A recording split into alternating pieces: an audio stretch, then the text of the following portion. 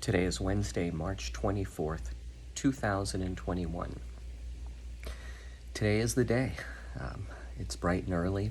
We're up and getting ready for the big appointment at Duke. I have to say that though today, Mission Inhospitable has experienced a little bit of a setback. Serena last night had her Bible verses playing, and we went to sleep early and her Bible verses stopped. So that woke me up, the silence. I'm used to something playing all night. So I woke up and set mine, and mine, although I set it for repeat, stopped. It should not have. It should have continued to play, but it somehow stopped. And then I woke up to reset it and to make sure that I put it on repeat, and did that. And a second time, it stopped again and woke me up. And it wasn't until probably 3 o'clock in the morning where I finally fell asleep. I was up and up and up. And I take melatonin to fall asleep. And I took melatonin last night. And somehow I could not sleep. I slept from 3 to 5 a little bit, and from 5 to 7 ultimately. And at 7 is when the alarm went off, waking me up. So I don't know why I was awake.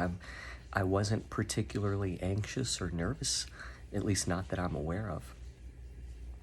On my mind,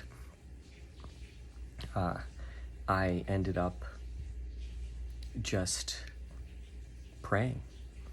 I prayed the armor of God over myself and Serena, and I just thought, oh wow, if I'm going to be awake, I'm going to pray. And I just prayed about different things.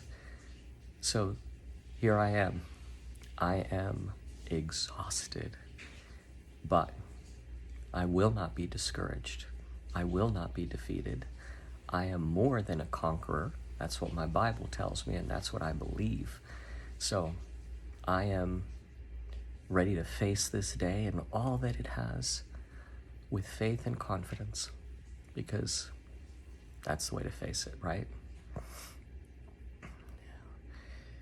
A righteous man falls 7 times a day, and each time gets up. So no matter how circumstances may knock me down, it's always time to pick yourself up and to pick myself up. So I'm tired. I'm going to pick myself up and shower and get ready for this day. It is now almost 2 o'clock in the afternoon, and I just finished my appointment at Duke. The surgeon came in and told me I am not a candidate for the photodynamic therapy because of the size of the tumor, and that it would not do anything for me, which was a little bit disappointing. But what was interesting to hear is he basically gave me a death sentence. He said, you have 6 months to live from the time of your diagnosis. So February, March, April, May, June, July. So according to my doctor, I will be dead in July.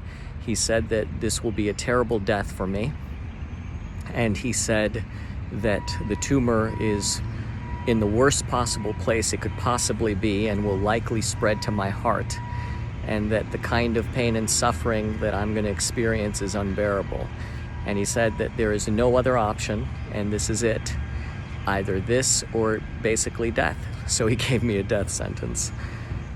And I'm smiling because I asked him the question, have you ever met anyone that has survived a terminal diagnosis? And he could not answer that question. And here I am, the irony of it, as I'm standing before him as one that has. So I met with another doctor a second time, the first doctor a second time, and just to see what chemo and radiation, just what it would look like. And what they described is just it's putting lipstick on a pig. They tried to make it sound good, and it just isn't. So I don't accept that diagnosis. Now, I fully respect their knowledge, their education, their heart intention. I don't doubt that. But I place no limit on my God. What is impossible for man is possible with God. And it is in His hands that I put my life and I put my trust. At the end of the day, He will decide my fate. He will decide the outcome. And I am believing by faith, now more than ever, that there is an alternative path. And rather than trying half with science and half with this alternative path, it's going to be all or nothing. And that's it. All or nothing. I'm in.